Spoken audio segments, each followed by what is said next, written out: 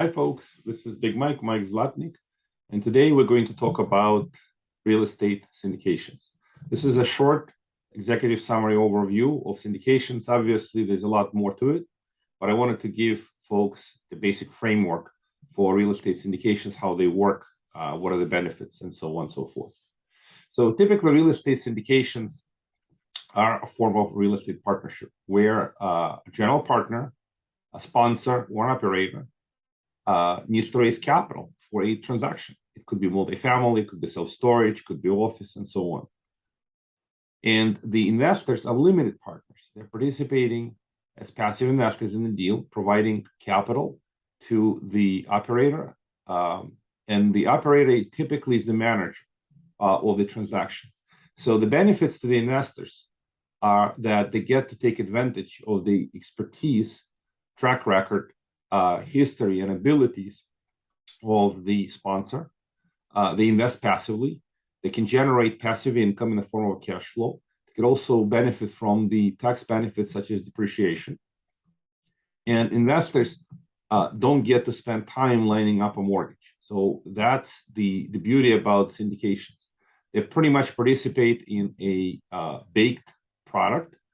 They just subscribe. Obviously, they need to review and make sure it meets their risk and other goals or objectives and risk tolerance. On the other side, for the operator or the sponsor, they raise the capital from investors, and they only need to bring in typically 5 to 10% of the total capital required for the deal, and the rest of the money comes from the investors. Most of the syndications are done on the equity side when there is a ready-to-go mortgage lined up with a bank. So what kind of mortgages typically are available? These are commercial products, and they're typically non-recourse mortgages. So the sponsor or the operator doesn't personally guarantee the loan. Nonetheless, they have expertise, track record, and a value-add plan that the bank is comfortable to provide financing. So normally, the bank would finance 70% of the total capital needed, and investors would bring in 30%, sometimes 75-25, depends. So syndication is a form of partnership that raises the capital for the deal, with the general partner running the transaction, executing the value-add plan, and investors participating as limited partners or passive investors. As I mentioned, the benefits. Now we're going to talk about the how these syndications take place. So normally, from a process perspective, a sponsor gets a property under contract. Let's use an example of a multifamily. They get the property under contract. They underwrite the deal. They are comfortable with the deal themselves, with the economics, with the value-add strategy, with the economic projections, and that is part of the underwriting package. Typically, a sponsor or an operator builds what is known as a pro forma spreadsheet, where they project rent increases, renovation costs, projected cash flows, ability to pay the debt, and so on and so forth. All that data is typically available to investors to review prior to making the investment decision. So once the deal is underwritten, baked, it gets presented to the bank. The bank typically underwrites the deal on their side, and when they're comfortable, they'll approve the loan, subject to the investor raising a certain amount of capital, and that's required capital. And that's what the sponsor needs to be able to complete the deal. So they go to investors. They typically create an offering memorandum or a private placement memorandum, also known as the PPM. So the offering memorandum is created by attorneys with a bunch of legal disclosures, with a bunch of projections, deal explanation, deal details. Effectively, that document is the formal offering document to investors. So investors review the PPM or OM, offering memorandum, and make a decision whether they want to participate or not based on their own objective, their conversation with their attorney or CPA professional.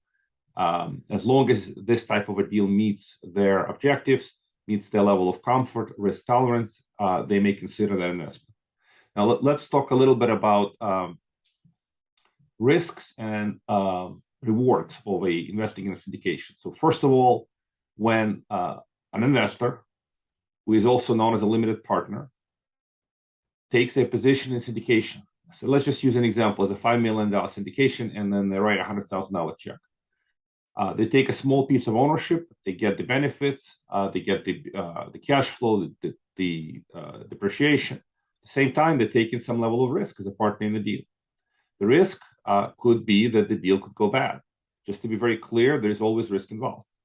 Syndications, even the best looking syndications on paper, well underwritten, well prepared for, can go wrong. So I just want to make sure folks understand that there's risk in everything. But a well underwritten syndication could also generate strong returns. Quite often, the returns on a syndication, on a value-add syndication in real estate, could look like target returns, could be, let's just say, between 15 and 25% IRR. IRR stands for internal rate of return.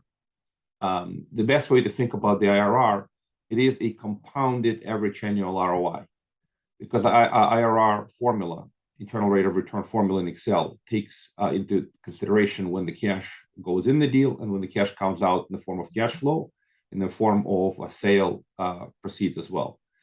So typical rate of return on syndications, depending on the market, could easily be in the mid to high teens, could be even in the low to mid 20s. Now, it all depends on the type of deal, the risk profile, the value add strategy. So investors need to be cognizant of the fact that there are risks and there are different types of risks, and understanding the fact that it is still a single deal. Typically, syndication is for one asset, many investors.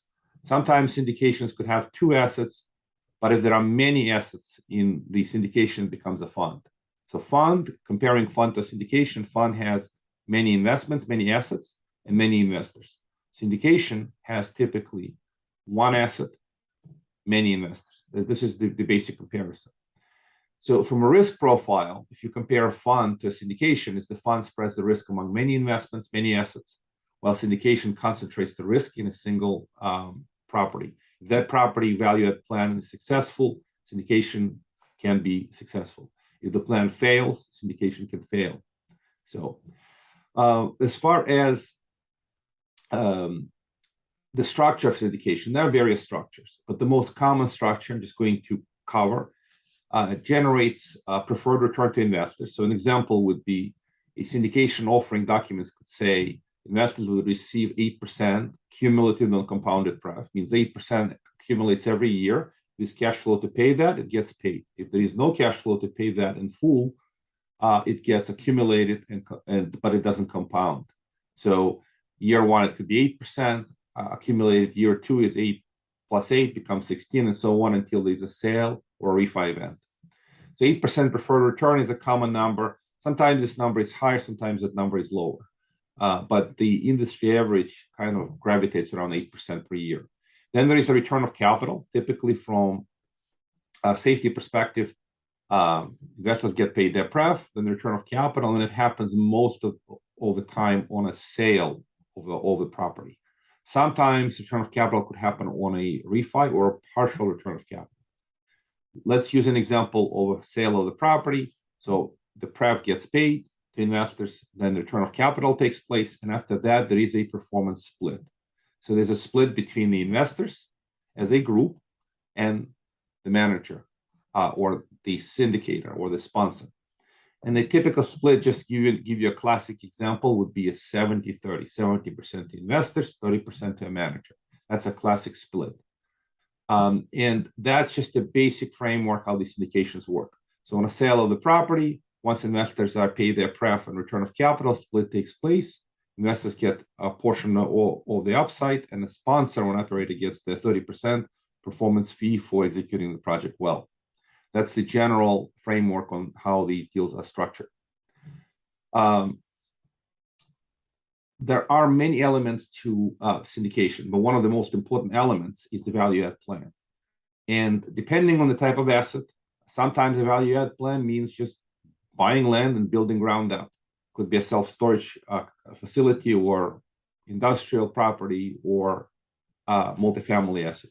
Or a value add plan could be buying an existing multifamily complex, renovating units, improving common facilities, improving the clubhouse, and increasing rents as a result of the value add work, as a result of improvements to the property. And that's what creates higher rents, creates higher income, and increases the value of the property. It's very important to understand the operator and the sponsor. Who is the leader? Who is the expert? Who's going to execute the strategy? Strong sponsors generally have the abilities and the experience and the track record to execute well. One of the most important elements in underwriting and reviewing a syndication is knowing, liking, and trusting the operator and the sponsor. There's no easy way to do this. Sometimes it takes years to build that know, like, and trust. But in my opinion, that is a critical element in the underwriting, in your investment decisions, is to know, like, and trust the folks you're investing with. The person, their team, their communication, their ability ahead of the project themselves. Because if you go with the wrong person, if you invest, you can invest with an idiot, you can invest with a shyster, right? You can invest with someone who is not able to execute. So the critical component is who ahead of the what.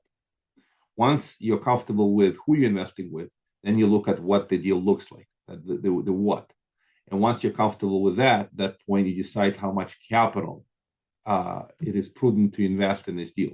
Diversification is a critical element of one's investment decision. So as folks decide where to put their capital, it's critical for folks to understand that syndication is a single asset deal, and the deal can go badly or the deal can go great. And you have to be comfortable with the risk and tolerance for the concentration of the capital, whatever you have, whatever portion of your portfolio you have in that single deal. In comparison to the funds, as I mentioned, you could choose to invest 10% of your portfolio in a single fund and be very comfortable with that because the fund diversifies the risk among many assets.